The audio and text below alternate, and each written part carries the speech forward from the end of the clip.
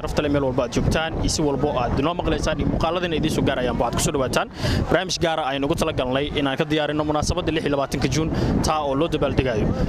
halkan aan taaganahay waa taliyado ee degmada Cabdicasiis ee magaalada Muqdisho ee gobolka Banaadir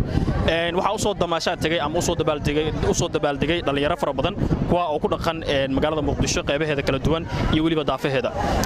muuqaaladan iyo muuqaalo kale oo qurux badan boo idin soo gudbin doonaa hadduu ay baraale ka noqdo waxa idin soo gudbin doonaa waraysiyo kooban aan la yeelan doono dhammaan bulshada u soo dalxiis tagtay meeshan nala socod wanaagsan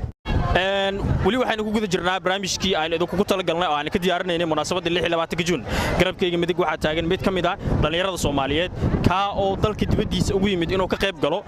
munaasabada 26 Juun oo kula dabaaldego bulshadiisa Soomaaliyeed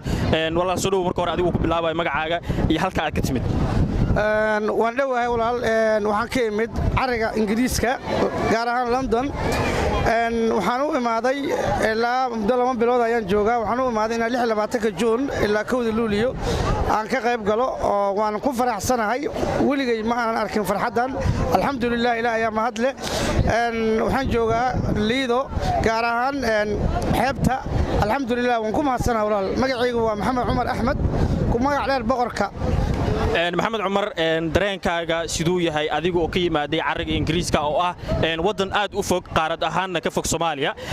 in aad kaga timaado in aad bulshada Soomaaliyeed kala dabaaldegto munaasabada 26 Juun aad nala qaybsato dareenkooda alxamdulillah walaalow waxaan farxad saa'ida ayaan faraxsanahay alxamdulillah aad iyo aad ayaan u faraxsanahay farxadayda lama soo koobi karo والله ولي ما أنا أركن فرحان أو كله هذا يعني فرحان الحمد لله إله ما هذله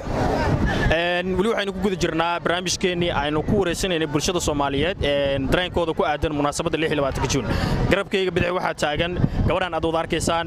walaal macaan marka hore ku soo dhawo barnaamijka adiga oo ka hadlaaya dareenkaaga ku aadan munaasabada 26 Juun thank you bomo aad mideeda kale to waxa dareemoyaa shucuurteeda wadaninimo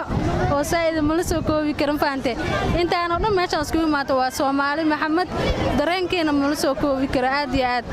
adiga halkee ugu soo maxaa ugu soo damaashaad tagtay xeebta Liido aa kaga timid degmade yaaqshida ugu imaaday dhul dheer aa u soo maray dhul dheer waxa u soo martay inaad bulshada Soomaaliyeed ama xeebta Liido maanta aa kula dabaaldegto munaasabada 26 Juun taasoo ku beegan maalintii xornimada ay qaateen gobolada waqooyi dareenkaaga ku aadan munaasabadan iyo dhammaan bulshada Soomaaliyeed ee ku daawanaya maxaa kula dardaarmi lahayd والله بلا horto Soomaali Maxamed sida calanka u wata oo kan u wata iga daacade waxa jeclaalahay inaan mid mar walba ahaano oo na kala harin waxa leedahay Soomaaliya midooda Soomaaliya noo laato ma santahay